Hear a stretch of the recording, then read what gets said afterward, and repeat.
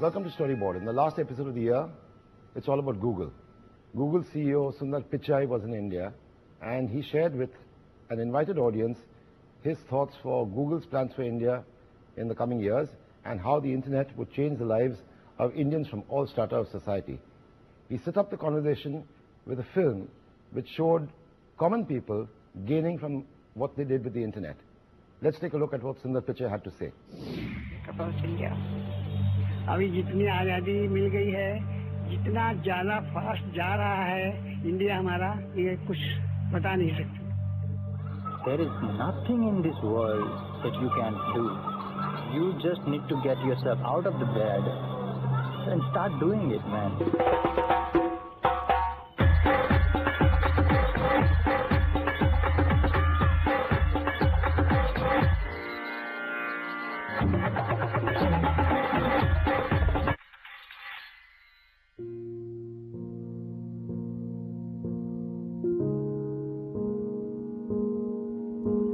He was asking me, is it going to rain? They don't know what's going on in the world. I'm the most educated guy in this village. I'm the only guy who can speak in English. So I have access to internet. They don't know the uses of internet. They can't imagine that internet can be used for education purpose. Let it fall upon You should give these two tools, English language and internet. I can bet on this. It's going to change everything. Hello guys, as you can see, this is my house and no Wi-Fi at my house. This is my neighbor come friend, no Wi-Fi in his house, but yes, Wi-Fi is there at his neighbor's house, yeah. So me and my friend come neighbor sit here and use my neighbor's house Wi-Fi. India is a country of brotherhood. We have one Wi-Fi router, but 5 families use that Wi-Fi router.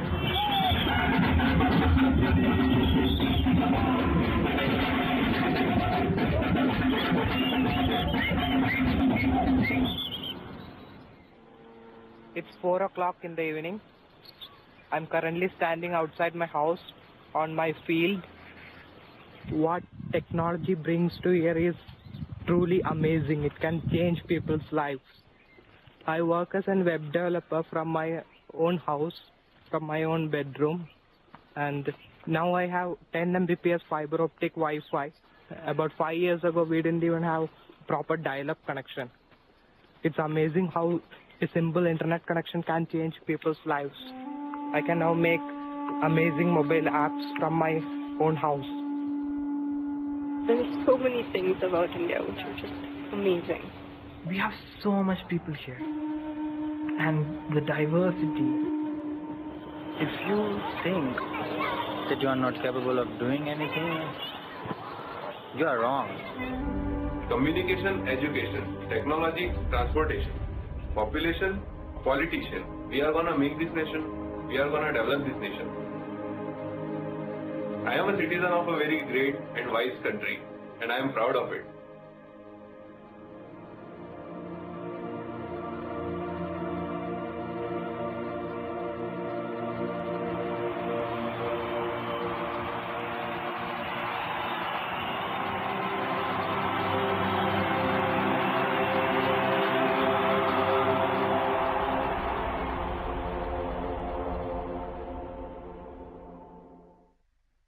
Ladies and gentlemen, please welcome on stage CEO of Google, Sundar Pichai.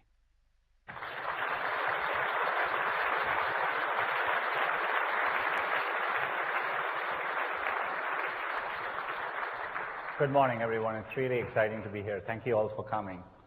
What amazes me about that video is it's shot by smartphones by average users in their day-to-day lives all over India in a single day, including rural India.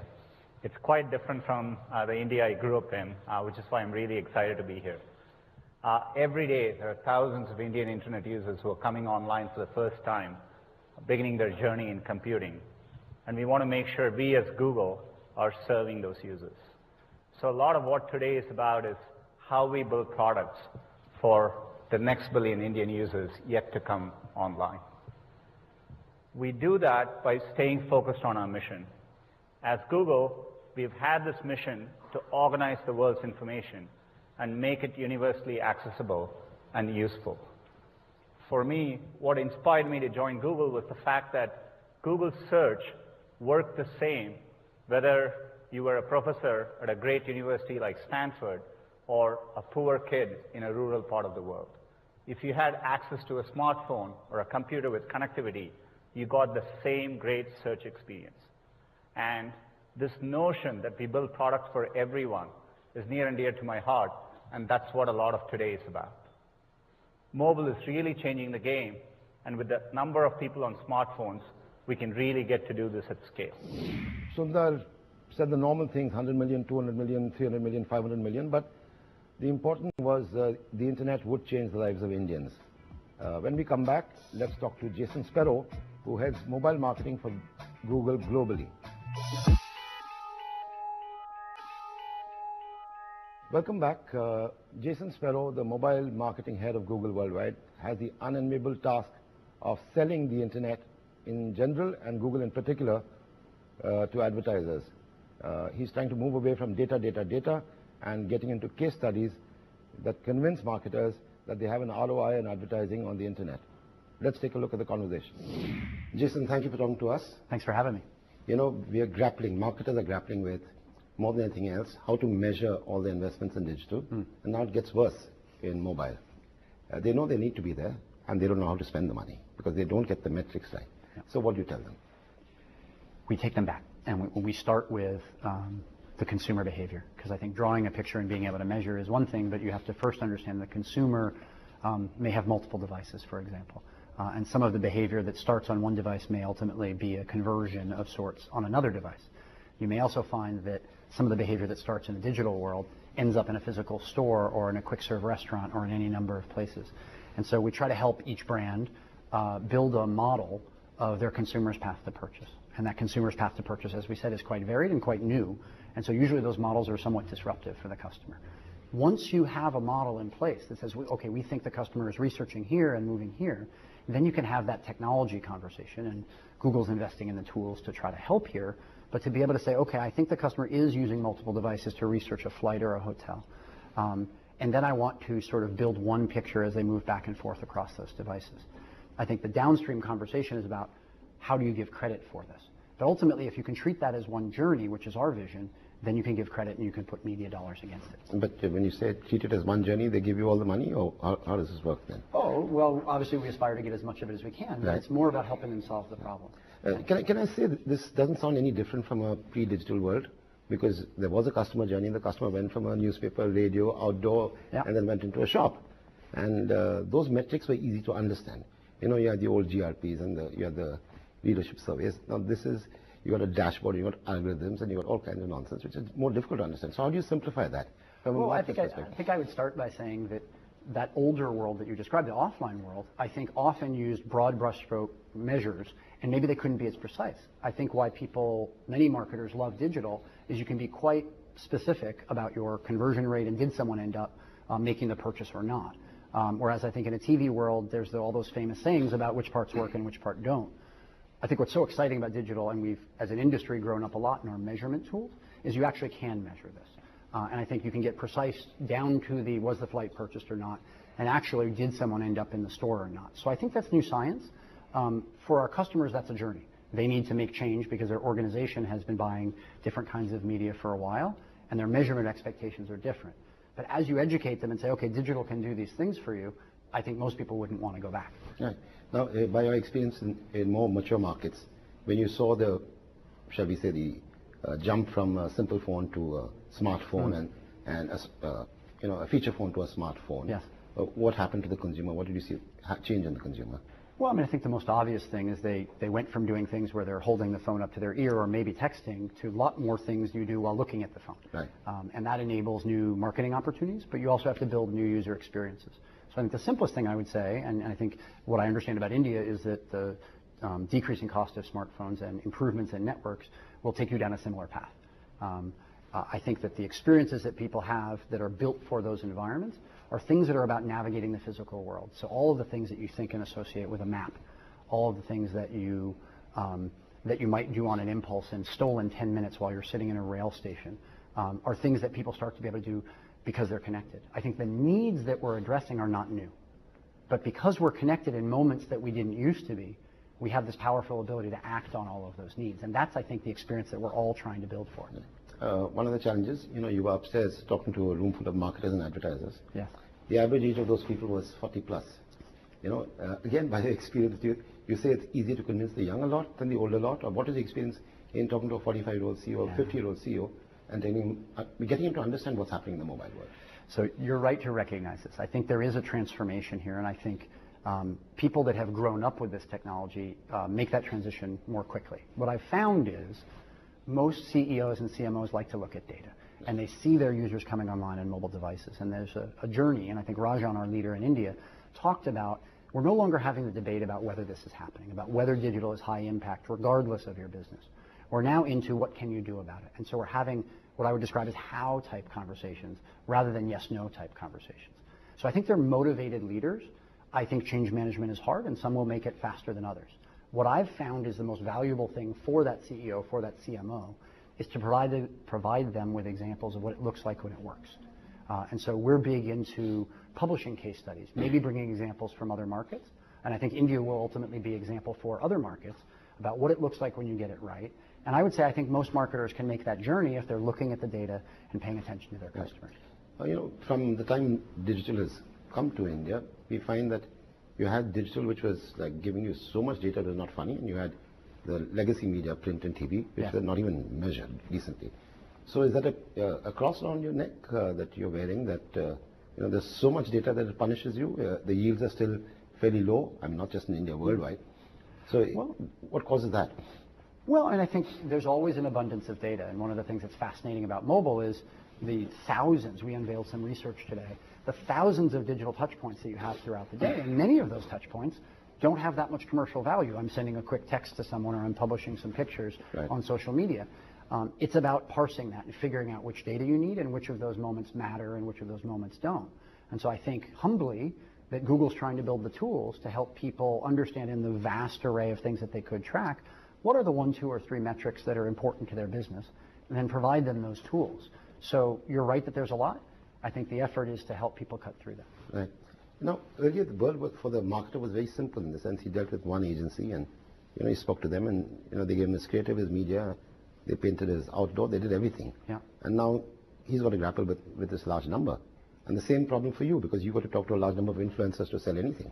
You've got to talk to a media agency, a digital agency, a digital creative agency, a social media agency, and then the client. So how complex is the selling process now for you? Well, I think before the selling process comes the education process. Right. And I think we see the agency ecosystem, which is very fluid, as you know, as a partner in educating the client. If we can educate an agency, whether that's a creative agency about how to build videos that are going to be consumed on a mobile phone, or whether that's a performance-oriented agency about what we track, as we just discussed, if we can educate that agency and then they can bring their clients along, we see that as amplification. So from our perspective, investment in the agency partnership is critical, and that helps bring it along. You mentioned fragmentation. I think our main touch points are we have direct client conversations, but we do send them back to their agency when they want deeper expertise or the kinds of things like creative and measurements and all of that. So I actually see building expertise in agencies as one of the critical success factors as you educate a market. Right. You brought it up, the creativity. One of the problems with digital in India, certainly, and perhaps the challenge is going to be worse in mobile, is creativity on digital. Up to now, people, they take a TVC, they snip a bit, and they shove it onto the .com. That's not an India-specific problem. Sure. We have lots of people. You've seen markets mature with that problem. Yeah. So what would you advise marketers to do there? Somehow the thought that digital is cheap creativity, cheap, low-cost creativity, and that's a problem. So how do you address that problem? Well, I think there are a number of answers to that. I think the first is rapid iteration. Rapid iteration. Right. I think launch and iterate, decide what your metrics are that you want, and then constantly be iterating. One of the beauties of digital is that you can be doing your A/B tests, so to speak, very regularly, and see what's working, what's not on the fly. Can you suggest a few companies which are doing it right, few brands which do it right? Oh, I think one of the things that we're doing is trying to bring examples from other markets, and I think you see lots. I would give the example of Unilever, who probably was a late starter in mobile, but who went and studied what kinds of videos people are looking for when they're on their devices. And ultimately, Unilever went and built how-to videos for how to do hairstyles, because they saw that people were literally in the bathroom propping their phone up next to the mirror and trying to get the hairstyle. And so before they even tried to sell them shampoo or hairspray or any of the different products that they offer, Unilever built content with the understanding that people on their mobile devices were trying to understand how to get that look. And so I think ultimately that was an insight about how people were using the device, and they did the A/Bs around the creative, and now they have that earned media because they have a relationship with the consumer when she's in the bathroom trying to do her hair. Right.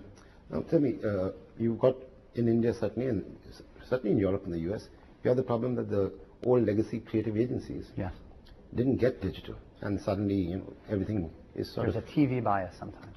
There is a TV bias. So what do you do about the TV bias? Because the young creative directors still say, I want to see my film, say, on the Super Bowl or on the IPL or whatever it is, and yet you want them to create sexy work for a mobile device or for a I guess I would say a couple of things about this, and we went down this path in other markets, and I think we've gotten through this, but this is a hurdle you're right to recognize. I would say a couple of things. The first thing I would say is creatives usually like to build things that a lot of people use, and mobile is now a mass market platform, and I think that people understand that, and I think that is a draw. The other thing that I think is interesting that someone said to me once is when you sit in your living room couch and you look at the TV 10 to 12 feet away, the aspect ratio is sort of like this. But you hold your mobile, it's the most personal device. And people are coming to see that on this device you can do things that involve the camera, involve a touch screen. They're so powerful. And we're now giving awards away for people who build these types of things. And so if you hold that phone up this close to your face versus the TV far away, the aspect ratio is actually quite bigger, I think, on the mobile. And so I think we've seen creatives make the journey. The last thing I would say is that we now have examples of how great, how powerful, how engaging it is when it works. And I think creatives have come to understand that interactivity is as powerful as the sort of high-def big screen that they're after. And so I do think that whether it's from other markets or finding the early examples in the India market, that will shine a bright light on the things that do work and provide people a little bit of direction.